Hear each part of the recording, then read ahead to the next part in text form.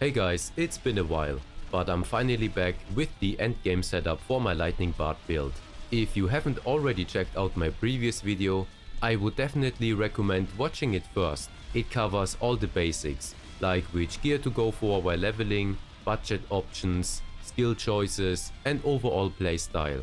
But in this video we are going all in. This one is all about how to maximize the potential of the build and get the absolute most out of it. So let's jump right into it. One of the setups that still performs incredibly well in terms of raw damage and stat scaling is the Metal Vocalist set. The set bonus is just so strong that it's really hard to find anything else that competes with its power.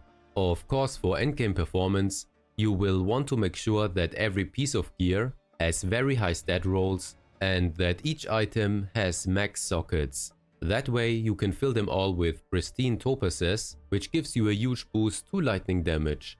If you're running the Metal Vocalist set, then for your one available ring slot, you want to use either the Azazel's Despair, socketed with the Carp King's Gem, or the Storm Loop. For your belt, instead of using the Lightning Sash, go with the Girdle of Eternal War. The added vitality and the raw HP bonus are just too good to pass up, especially when survivability starts becoming more important. Your gloves should be Tectonic Grips. They give you a big bonus to lightning damage and a massive increase to mana regeneration, which the bard really needs to keep casting non-stop. As for your weapon, the best option I found is Zoya's Javelin. Now, while the attack speed on it doesn't benefit us, the rest of its damage stats are just too strong to ignore. It outperforms any other weapon I've tested. The only exception might be the Dawnbringer. If you can manage to get your hands on one, just make sure to socket topazes in here as well.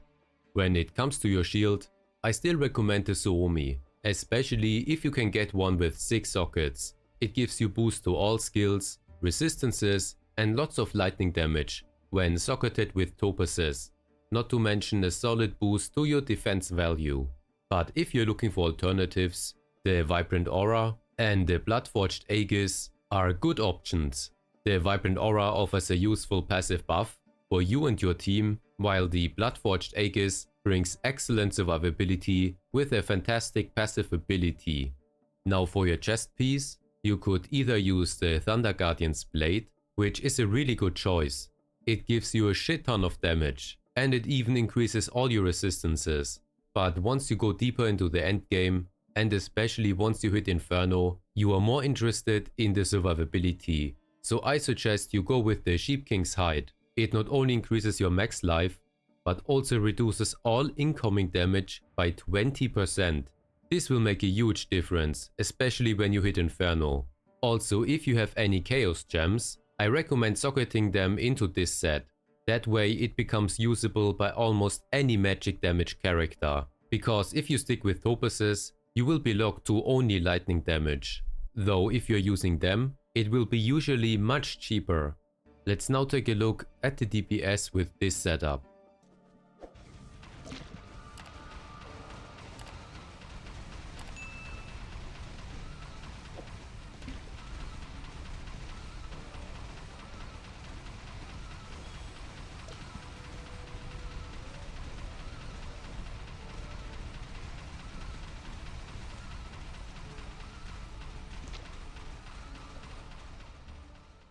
So yeah, we got around 11 to 12 billion multi-target DPS in our burst window.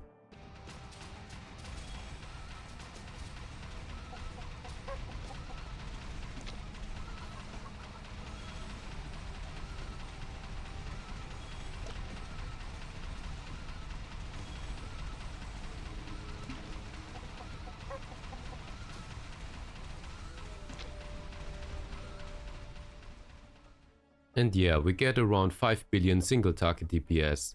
If you're wondering why I'm releasing the slaying riffs in a circle, it's because if you release a slaying riff on top of each other, it will remove the old one.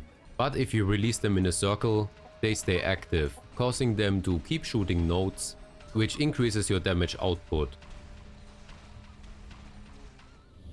Now, as an alternative setup, we can use the full Sheep King set. This set gives you a ton of bonus to all skills and resistances, plus the charm included even boosts your magic damage and lowers enemy resistances.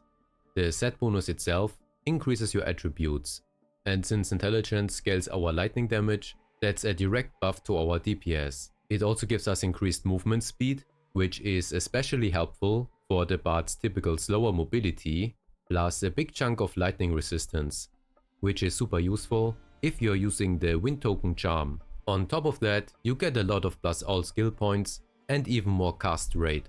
Plus the helmet can roll with plus all resistances, and I've already told you how good the Sheep King's hide is.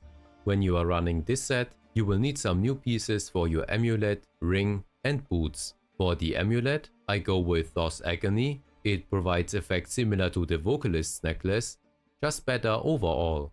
Then for your ring slot, you can either run Rakul's Band to copy the other ring you have equipped, or just double up with Azazel's Despair and Storm Loop. And for your boots, grab the Thunder Romas. Those are dropped by the new Rogue Chaos Tower boss.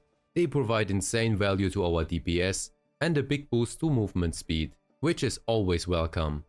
So let's now take a look at the DPS with this setup.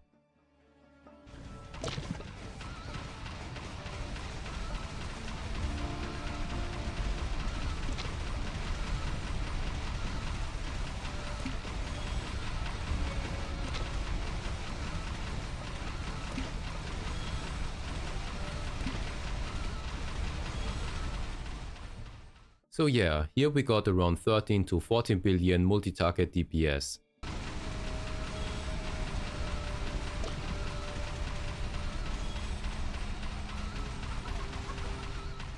And yeah, we are still around the 5 billion mark for the single target DPS.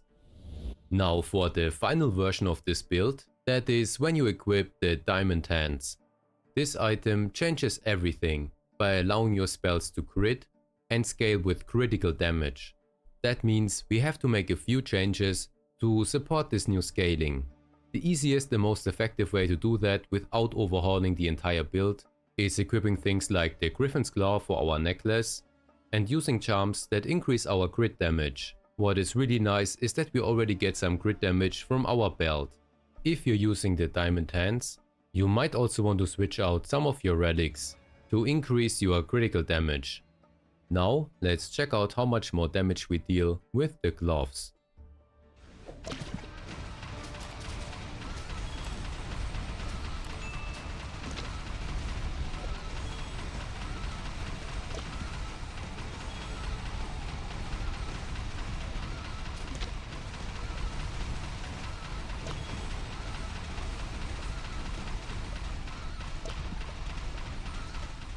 So yeah, we got an easy 25 billion.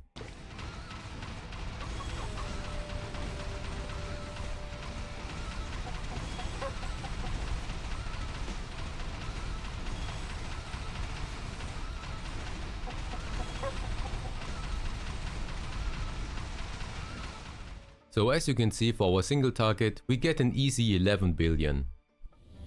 Now let's talk charms, which are the same for most of the setups. The only time it changes a bit is if you're using the Diamond Hands and try to get some crit damage in here. The first charm is the Annihilator, which helps us massively with resistances, attributes and all skills. Then we have the Witch's Claw, which gives a big mana gain boost. Then we have Fulgurite. Here we are mainly looking for the high magic damage increase and getting the +2 to all skills. Then we have the Anvil, which is always a great little overall boost. I'm still using the Crow's Feather, but you could easily exchange it for something like this. Then next we have a new charm, which is the Dragon's Heart. This is easily one of the best charms for any magic build. Not only does it execute enemies, but it also has a socket, where I have placed an angelic gem, giving me +1 to all skills. I'm also of course using the Air Melon, which gives a massive bonus to lightning damage, and the Torch of Shadows for more skill points, resistances and more attributes. Then there is the Sheep King's Wool, which I went over before, and lastly we have the Storm in a Vial, which gives more bonuses to lightning related damage. Of course, if you get your hands on other powerful charms, that gives you bonuses to magic damage, cooldown reduction, mana regeneration, crit damage or plus bard skills, feel free to use them. For potions, I'm running with the Elixir of Death for a 42% damage increase, then Ghostly Potion for another 57%, and Vodka for plus 5 points to all skills. Oh yeah, and one really important thing is that I'm still using one mana flask, since the bard just consumes way too much mana to sustain without it. Then for the chest augment, I'm using Monstrosity. This gives us increased magic damage, cooldown reduction and cast speed.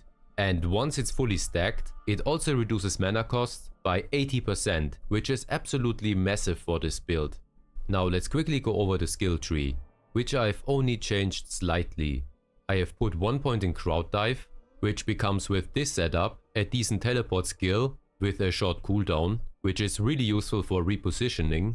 Then I also put 1 point in Antisocial Pitfighter to get some extra magic find, and 1 point in Pyrotechnician. This isn't really necessary, but if you are planning to use any of the new gear that increases damage against burning enemies, then this skill is an easy way to apply burns. In the Slaying Rifts tree, I moved a few points from here and here into multi-picking. Then I put also 1 point in Growl, which if you put 1 point into here, can knock back enemies. This can be really helpful when you are clearing maps or running dungeons or wormholes. And the Great Cataclysm stays pretty much the same. So that wraps up the full endgame breakdown of the Lightning Bard build. I hope this guide will help you to get the most out of your bard. Also let me know in the comments what class you want to see next. I have also been grinding a lot in the endgame with the Amazon and Plague Doctor, so maybe I'll share those builds with you guys soon. So see you in the next one.